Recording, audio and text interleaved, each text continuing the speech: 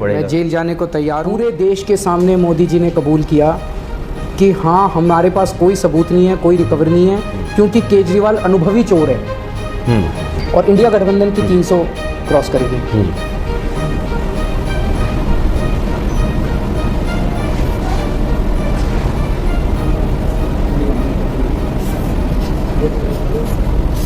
एक तारीख 2 तारीख को मुझे सरेंडर करना है और 2 तारीख को मैं सरेंडर करूंगा, लेकिन ये समझने की ज़रूरत है कि जेल क्यों भेजा जा रहा है जी। ये लोग कह रहे हैं केजरीवाल भ्रष्टाचारी है।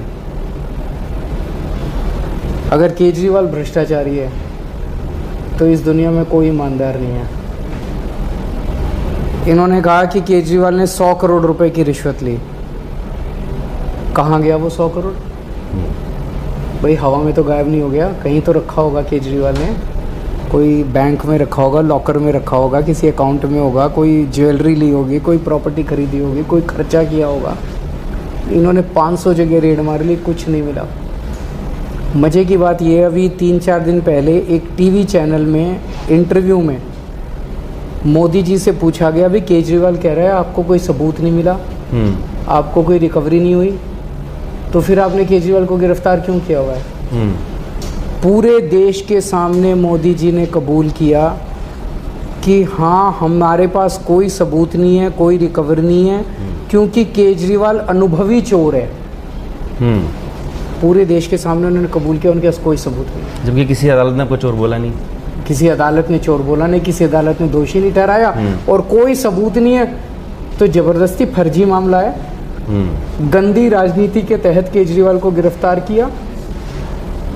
क्यों गिरफ्तार किया? चुनाव डिक्लेयर होने के तुरंत बाद गिरफ्तार कर लिया ताकि केजरीवाल प्रचार ना कर सके। ये तो शुक्र है सुप्रीम कोर्ट का, मैं शुक्रिया अदा करना चाहता हूँ। सुप्रीम कोर्ट ने कहा जा केजरीवाल जा, जाके अच्छे से प्रचार कर, और मैं प्रचार करने आ गया। पर जब आप जेल से बाहर आए तो आपने कहा कि मोदी जी तय करते हैं कि कौन अंदर रहेगा कौन बाहर रहेगा, तो इस पर उन्होंने कहा कि आप देश के संविधान और कानून को पढ़ लीजिए। जब अभी मनीष जी और सतेंद्र जी जेल में हैं, उनके पास कोई मैसेज लेके गया बीजेपी में आ जाओ तो आपकी बेल करवा देंगे। कौन करवा देगा? कैसे करवा देगा? किससे करवा देगा?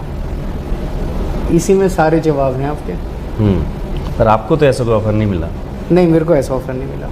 अब जब आप ये कह रहे हैं कि अमित शाह के पंजाब के लोगों को धमकी दे रहे हैं और कह रहे हैं कि 4 जून के बाद जो आपकी पंजाब की सरकार है वो गिरा देंगे, ये बात 4 जून के बाद की बात बोल रहे हैं। 2 जून को आपको सरेंडर करना है। इतना बड़ा अगर संकट आने वाला है तो उसके लिए कुछ आप प्लान रेडी करके जा रहे हैं, क्योंकि इस वक्त आप जेल में होंगे। ऊपर वाला साथ है हमारे। हम छोटे से थे, दिल्ली की गलियों में एनजीओ चलाया करता था मैं। कभी जिंदगी में नहीं सोचा था कि मैं चुनाव लड़ूंगा, पार्टी बनाऊंगा। भगवान ने मुख्यमंत्री बना दिया, फिर भगवान ने दूसरा राज्य भी दे दिया। ऊपर वाले पे भरोसा रखो, ऊपर वाला सब ठीक करेगा। अमित शाह जी अभी 3 दिन पहले लुधियाना आए और लुधियाना में उन्होंने खुलेआम पंजाब के लोगों को धमकी दी, 3 करोड़ पंजाबियों को, कि पंजाबियों तुमने जो सरकार चुनी है आम आदमी पार्टी की, 4 जून के बाद उस सरकार को बर्खास्त कर दूंगा और तुम्हारे मुख्यमंत्री को हटा दूंगा। कैसे हटा देंगे? गजब है, गजब की गुंडागर्दी है। 117 में से 92 एमएलए हैं हमारे। ईडी भेज के तोड़ेंगे, सीबीआई से तोड़ेंगे, पैसे देंगे, खरीदेंगे, क्या करेंगे? इनके खून मुंह लग गया है। इतनी सरकारें गिरा दी, इतने एमएलए खरीद लिए, इतने एमएलए तोड़ दिए, पार्टियां तोड़ दी, अब ये कहीं भी जाके खुले हम धमकियां दे रहे हैं। मैं अमित शाह जी को कहना चाहता हूँ, पंजाबी बहुत बड़े दिल के होते हैं, प्यार से मांगते अमित शाह जी, पंजाबी भी आपको 1-2 सीट दे देते।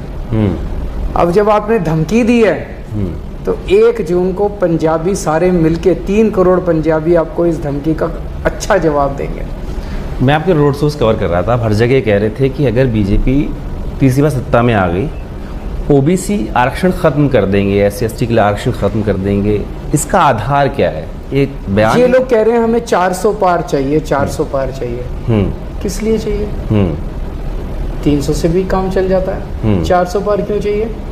तो इनसे पूछा तो बोले जी मोदी जी कुछ बड़ा काम करना चाहते हैं। पूछा क्या काम करना चाहते हैं, तो पता चला कि इन्होंने रिजर्वेशन ख़त्म करने का प्लान बनाया हुआ है। SC ST और OBC रिजर्वेशन ख़त्म करना वो कह रहे हैं हम नहीं करेंगे ऐसा। अब जब पकड़े गए, चोर पकड़ा गया, तो अब वो अपनी चोरी छिपाने के लिए कह रहे हैं। इसकी शुरुआत पिछले चुनाव के पहले हो गई थी, जब इन्होंने EWS के जरिए रिजर्वेशन शुरू किया था।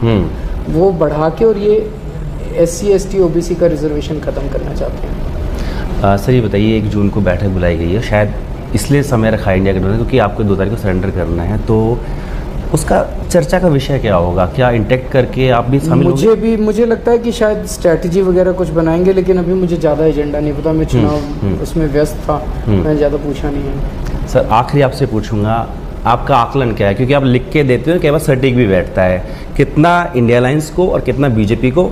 पेन आपके पास है, पेपर में आपको दे रहा हूँ। मैं अभी उसके पहले बताना चाह रहा हूँ जी, मैं पूरे देश भर में घूमा हूँ जी।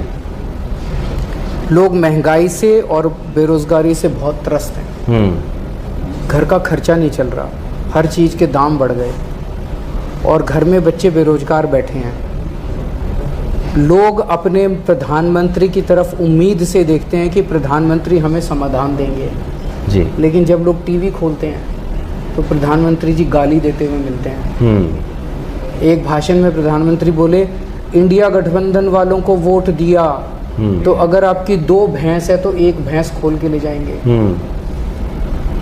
ये क्या है, कहाँ से आया? टोंटे की बात भी। एक भाषण में कहते हैं अगर इंडिया गठबंधन वालों को वोट दिया तो ये तुम्हारे घर की टूटी खोल के ले जाएंगे। एक भाषण में कहते हैं कि अगर इंडिया गठबंधन वालों को वोट दिया तो ये तुम्हारे मंगलसूत्र छीन के ले जाएंगे। बॉम्बे जाके कहते हैं कि शरद पवार भटकती आत्मा है। उद्धव ठाकरे अपने पिताजी की नकली संतान है। लोगों को लगता है यार हम इतने दुखी हैं, इतने परेशान हैं, महंगाई से इतने परेशान हो गए तो गाली गलौज कर रहे हैं। इन्हें कुछ पता ही नहीं कि हमारी प्रॉब्लम क्या है। ये तो बिल्कुल कटे हुए हैं, इनको कुछ मतलब इनके पास कोई समाधान ही नहीं है, हमारी समस्याओं की चिंता ही नहीं है इनको।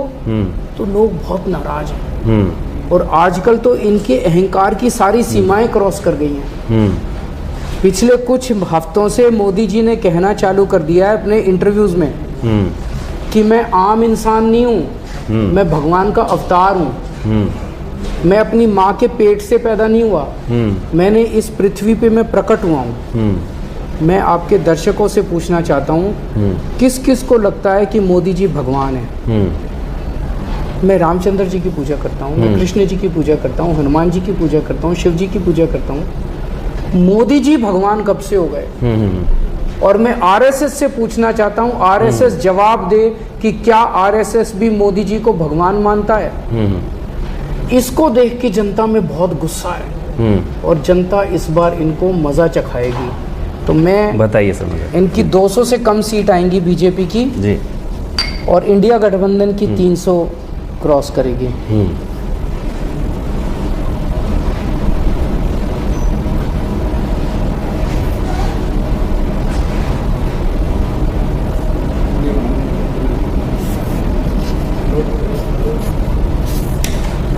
बिल्कुल सब समय देने के लिए शुक्रिया। तो दिल्ली के मुख्यमंत्री अरविंद केजरीवाल ने कहा है कि बीजेपी की 200 से नीचे रहेगी और इंडिया गठबंधन की 300 यानी कि सरकार बन रही है। बिल्कुल। समय देने के लिए बहुत बहुत शुक्रिया सर, आपका स्वास्थ्य अच्छा रहे, हम ये कामना करेंगे। Thank you.